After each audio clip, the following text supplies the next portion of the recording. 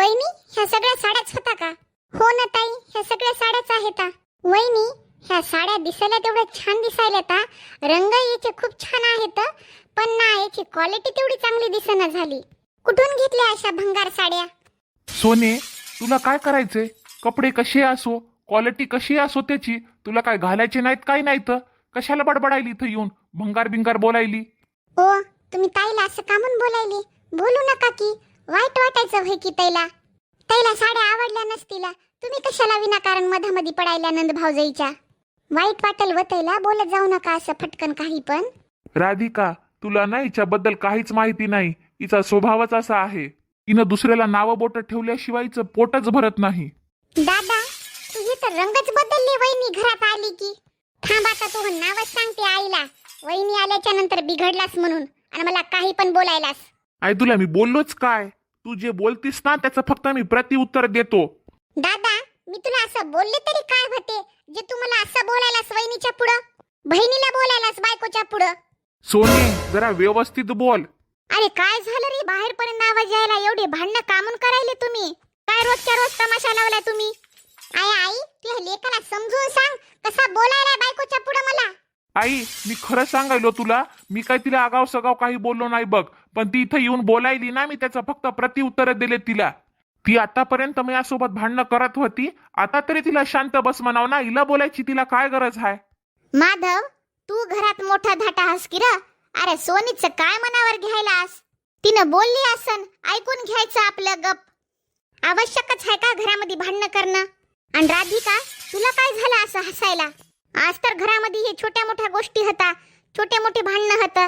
उद्या जर घरामध्ये मोठे भांडणं झाल्यावर अशीच हसशील काय? तुला तर बहीण भावाच्या भांडणामध्ये मजा येत असेल ना? बापरे, मला तर कळालंच नाही. आई मला काऊन रागवायल्यात ते? मी केलं पण तर काही नाही ना, हसले पण नाही, चूक पण माझी काही नाही. मग आई मला अशा कामून बोलायला आता? पण जाऊ दे, आई बोलायला तर बोलू दे. मी जर मधात काही बोलले तर विनाकारण त्याला वाईट लागायचं होय. मला अजून तेवढं घरातलं काही माहित पण नाही, कोण कसं आहे काय नाही ते. विनाकारण कशाला बोलू? जरासं व्यवस्थित राहा घरात. झाली का मनाची शांती? रागवलं नाही ना तुला? आता तरी कळलं असेल ना? डोकं आलं का जाग्यावर? माझ्यासोबत भांडणं करतो. राधिका, तुला आईच्या बोलण्याचा राग आला ना? वाईट वाटून घेऊ नको प्लीज. हा राधिका. नाही हो, मला काय आईचं वाईट वाटलं नाही. काही नाही हो, मला बस आईची आठवण आली म्हणून थोडंसं नर्वस झाले होते, बाकी काही नाही. बरं ठीक आहे ग राधिका, आता मी निघतो ऑफिसला. आणि येताना काही आणायचं असेल तर एखादा मला फोन कर, मी घेऊन येतो काय लागत असेल घरात तर. ठीक आहे हो. आता यांना काय सांगू मी? आई जे मला बोलल्या ते मला बिलकुल बरं वाटलं नाही. बहीण भावाच्या भांडणामध्ये मी हसू लागले म्हण. हे काय बोलणं झालं आईचं? आईनं तर विनाकारण माझ्यावर नाव टाकलं. ताईला माहिती आहे चांगल्या प्रकारे की मी हसले नाही म्हणून. काय माहित त्यांना कसं काय वाटलं ते. उगा विनाकारण माझ्यावर नाव टाकलं त्यांनी. माझं लग्न झालं तेव्हापासून मी बघतच आले, काही ना काहीतरी आई मला बोलतच राहत आता, टोमणे मारतच राहत आता. काय केलंय असं मी बरं त्यांचं?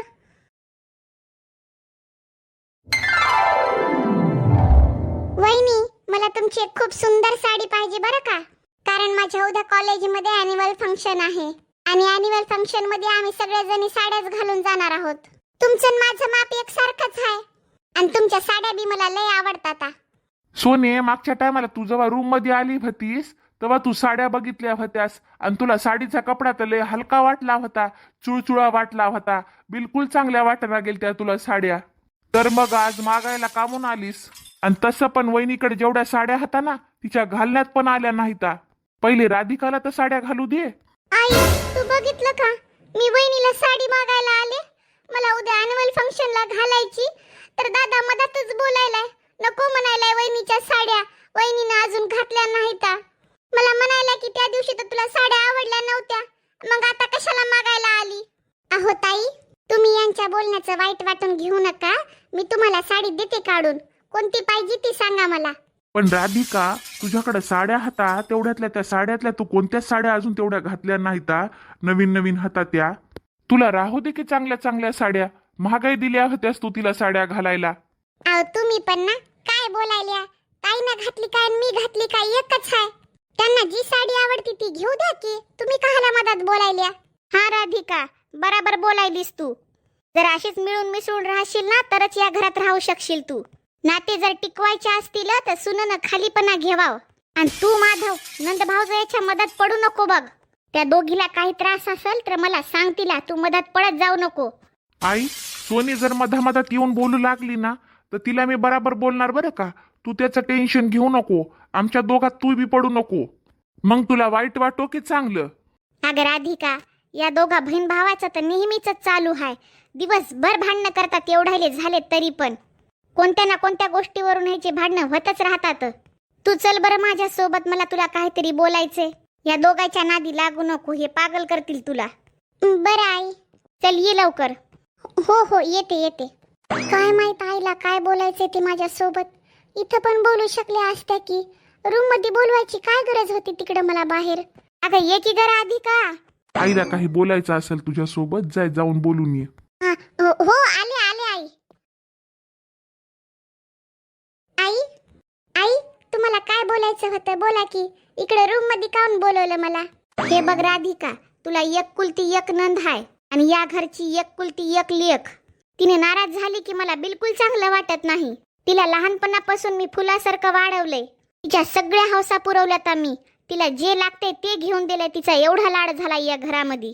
माझं बस तुला एवढंच म्हणणं आहे राधिका, जर तुझ्यामुळे ती नाराज झाली, दुःखी झाली तर माझ्या एवढं वाईट नाही बरं का. राधिका, तू ना या बहीण भावाच्या नात्यामध्ये ना पडतच जाऊ नको बघ. दोघाला जसं राहायचे तसं राहू दे, पण आग लावू नको बघ मधामध्ये. आणि माझ्या लेकीला कोणत्या वस्तू तुझ्या आवडल्या, काही घ्यायचं असेल तिला तर नाही म्हणणार नाहीस. तिला घेऊ देत जाय. आई, तुम्ही ना टेन्शन घेऊ नका. मी ताईला कोण्या गोष्टीसाठी कधी नाही म्हणणार नाही.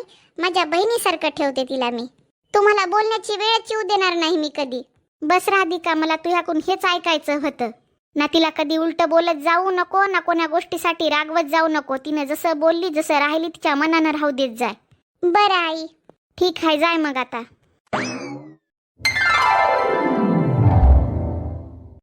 आता नेमकंच घरातले सगळे काम आवरून बसले होते, पण ताईची तर ऑर्डर यायले तर मला कामासाठी.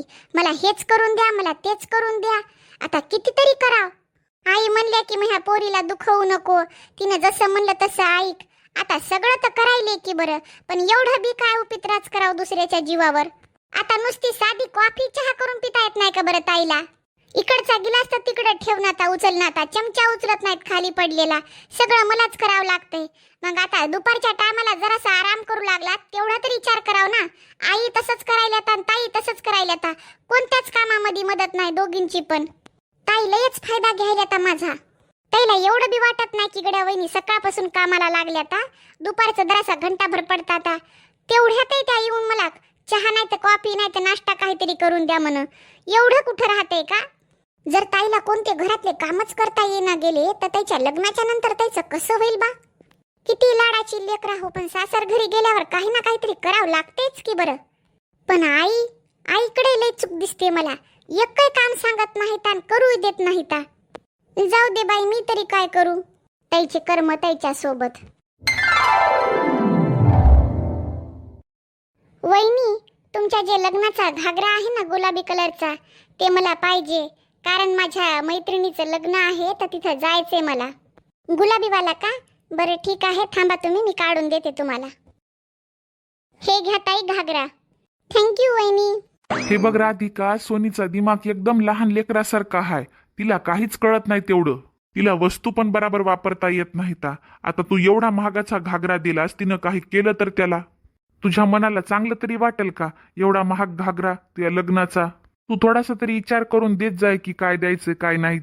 तिनं जे मागितलं ते लगेच देऊन टाकतीस तू तिला. तू तुझ्या मनानं देतीस आणि जर खराब बिराब झालं तर मला सांगत जाऊ नको. अहो तुम्ही नका एवढा विचार करू. त्या काही करत नाहीत. याच्या आधी पण त्यांना मी साड्या दिल्या, सगळं काही व्यवस्थितच आणून देतात की. एवढं काय त्या लहान नाहीत काय नाहीत. कधी घालतात आणि कधी देतात मला वापस जशाला तसं. काही खराब करून देत नाहीत काय नाहीत. तुम्ही एवढं टेन्शन घेऊ नका. बरं जाऊ दे बाप्पा, तू हो बघ काय करायचं काय नाही ते. मी काय बोलू तुला. आज दूधवाल्यानं दूध बराबर दिलं नाही काय की? चहा बराबर झाला नाही काय? आली का सोनी? चहा पी गय सोनी.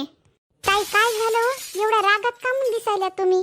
वहिनी हे घ्या तुमचा घागरा आणि लावा याला आग. कोणत्या भिकार चोट मार्केट मधून आणला होता? नुसता घालून पडले मी. पायात पाय अडकला आणि त्या वेटरच्या अंगावर जाऊन पडले. त्याच्या हातातली कॉफी माझ्या घागऱ्यावर पडली. सगळे कॉफीचे डाग लागले त्याच्यावर. माय बाई, हे तर माझ्या लग्नाचा घागरा होता. मी लग्नामध्ये एकदाच घातला, त्याला पुन्हा काही घातलं नाही, काही नाही. आता ह्या कॉफीचे डाग निघतील की नाही की रे देवा. सोने, जशा पद्धतीत तू बोललीस ना भिकार चोट मार्केटचा घागरा भाई म्हणून, हे सांग ना की तुला बराबर बघून चलता येत नाही म्हणून उगं नाव टाकत राहतीस. तुला बघून चलायला काय झालं होतं? घागऱ्यावर नाव टाकायलीस. अरे तू जर एवढी जरी बोलली असतीस ना की घागरा घालून मी पडले आणि कॉफी माझ्या अंगावर पडली, तरी तुला कोणी काही म्हणलं नसतं. जे की तू नाटकं करायलीस तिथं उभं राहून. जाऊ द्या हो. पडला तर पडला डाग, बघता येईल निघते का ते. बोलू नका तुम्ही काही. वहिनी जर तुम्हाला मला घागरा द्यायचाच नव्हता तर डायरेक्ट नाही म्हणले असत्या. पण दादाच्या पुढे असं भोळं बनण्याचं नाटक काऊन करायला तुम्ही? तुमच्या तोंडाला बघून सरळ कळायला की तुम्हाला मला घागरा द्यायचाच नव्हता ते. हाय गे राधिका, जर तू इच्छाच नव्हती माझ्या लेकीला घागरा द्यायची तर मग होच कशाला म्हणलीस तू?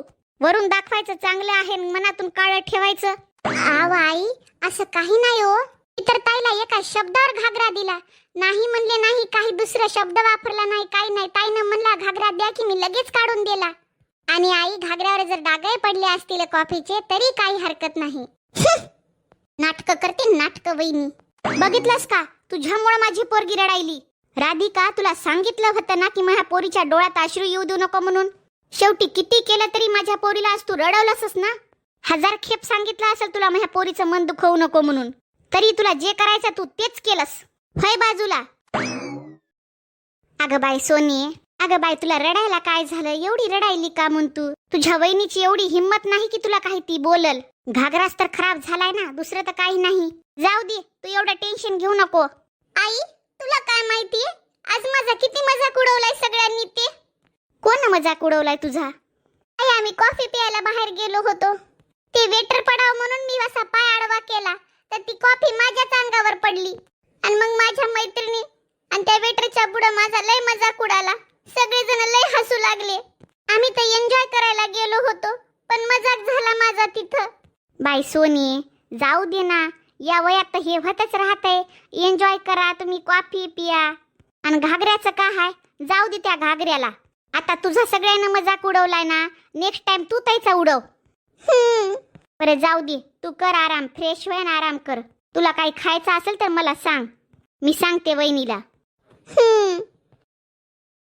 माझा घागरा तर पूर्ण खराबच झाला. कॉफीचे थोडे तरी डाग लागलेत का? किती जास्त डाग लागलेत. एवढ्या प्रेमानं घागरा घेतला होता मी लग्नामध्ये. आता याचे डाग निघतील की नाही की? राधिका, तुला मी आधीच म्हणलो होतो ना तिला देऊ नको काही. तिला कोणत्याच वस्तू सांभाळून ठेवता येत नाहीत. ती अशीच करते. तुझ्यामुळे तुला मी आधीच सांगितलं होतं की तिला काहीच देऊ नको, पण तू माझं काही ऐकलं नाहीस. तुम्हीच मला सांगा, मी ताईला नको तरी कशी म्हणू? आईनं आधीच मला सांगून ठेवले, मला एक कुलती एक लेख आहे, रडवू नको, तिच्या डोळ्यात अश्रू आणू नको.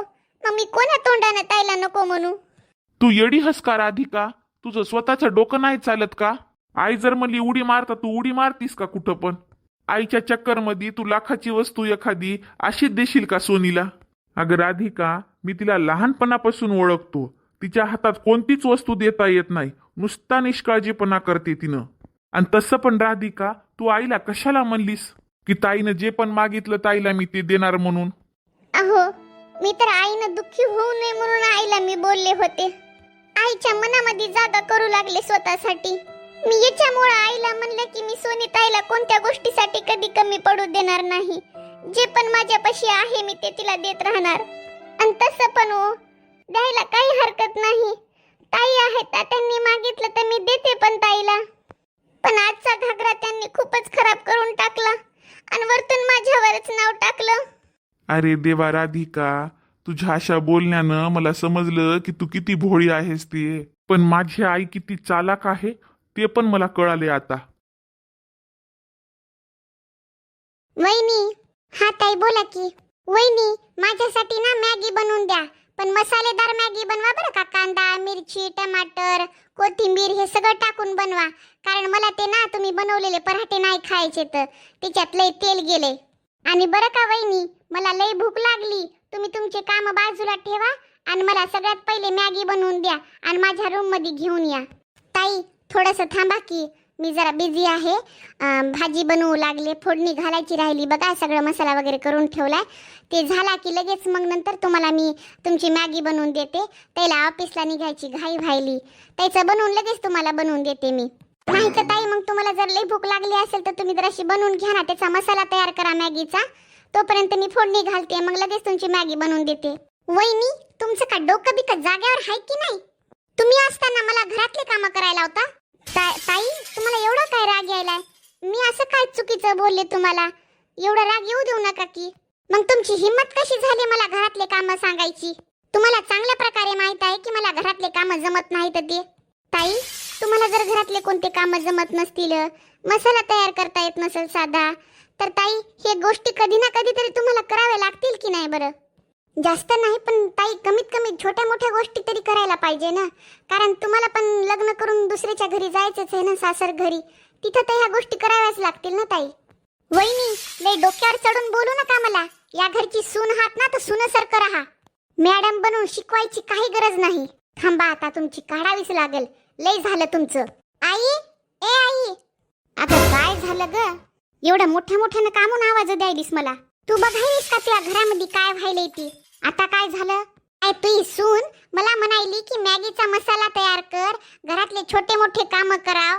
माझी स्टडी राहते, माझा अभ्यास राहते. तुला काय वाटायले मी इथे घरातले काम करत बसू? होय गे राधिका, तुला का तो डोकं बिकं जागेवर हाय की नाही? तुला किती वेळा सांगितले माझ्या पोरला त्रास देऊ नको म्हणून? तू तिला का घरातले काम करायला होती की काय? अगं तू घरात असताना माझ्या पोरीला कशाला काम लावायलीस?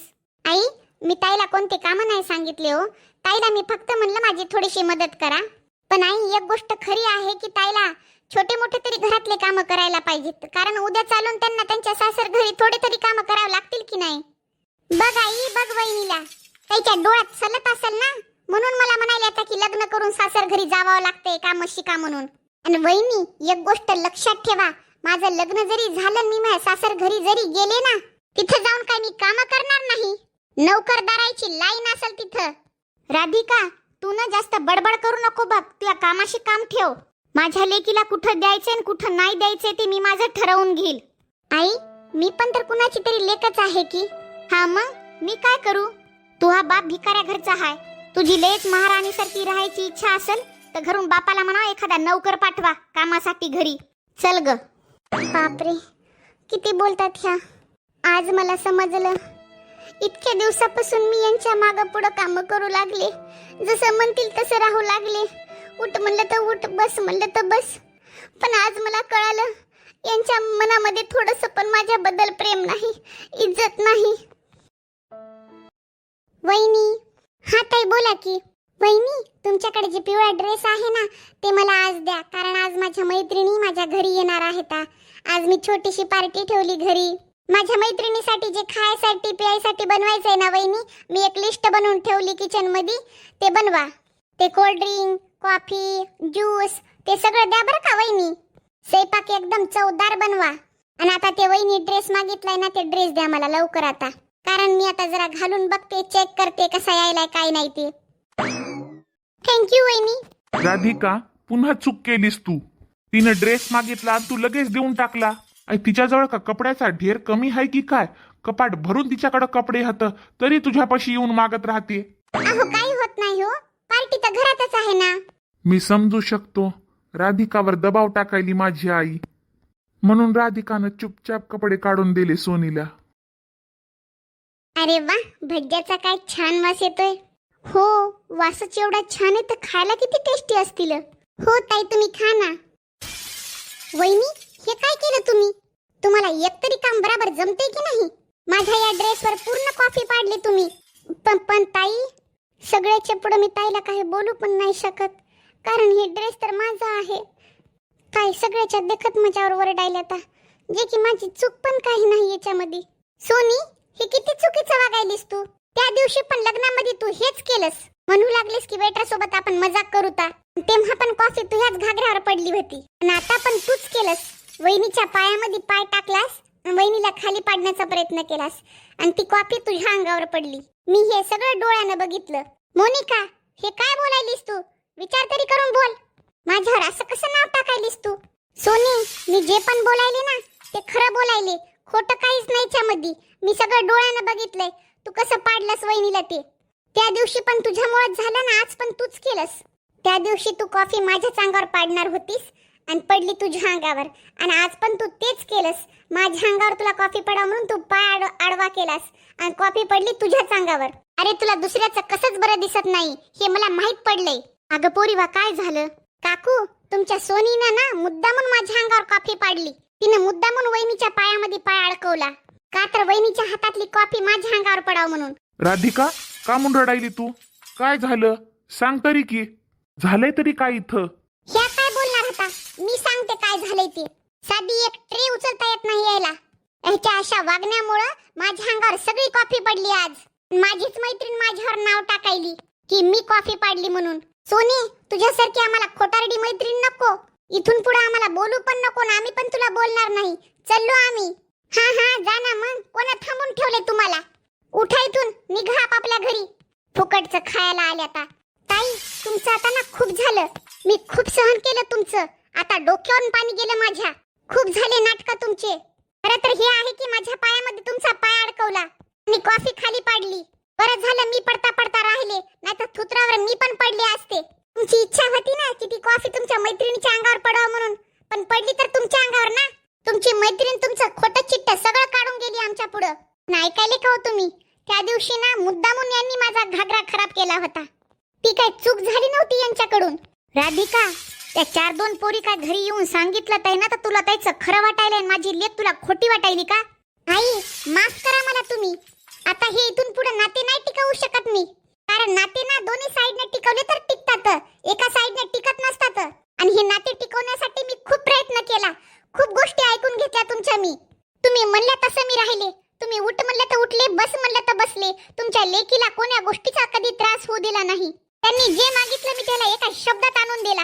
घागरा तेवढा खराब केला, पण मी एका शब्दाने त्याला काही बोलले नाही. तुमचं एवढं सगळं सहन करून सुद्धा तुमच्या मनामध्ये माझ्याबद्दल जरासं तरी प्रेम राहिलं का? कधी आलं का? दया तरी आली का तुम्हाला माझ्यावर?